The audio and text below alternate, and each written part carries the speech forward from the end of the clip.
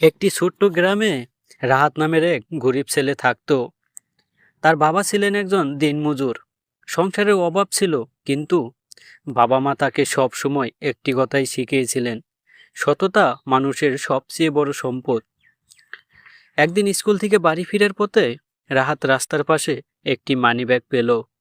Money bag খুলে দেখলো সেখানে অনেক টাকা এবং কিছু গুরুত্বপূর্ণ কাগজপত্রও রয়েছে। তার মনে হলো এই টাকা দিয়ে পরিবারে অনেক কষ্ট দূর করা যাবে। কিন্তু পরক্ষণেই সে বাবার শেখানো কথাটি মনে পড়ল।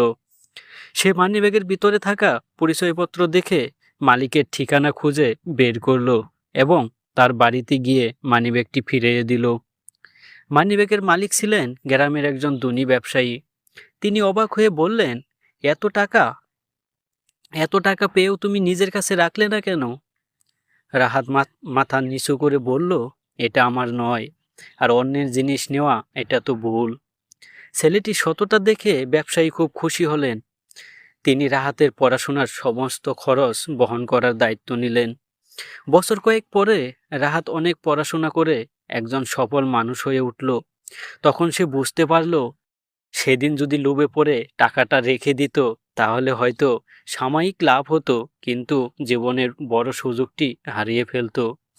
এই গল্পটা থেকে আমরা শিখতে পারি, সততা ও সৎ কাজের ফল কখনোই বৃথা যায় না। আজ না হোক কাল তার পুরস্কার অবশ্যই পাওয়া যায়।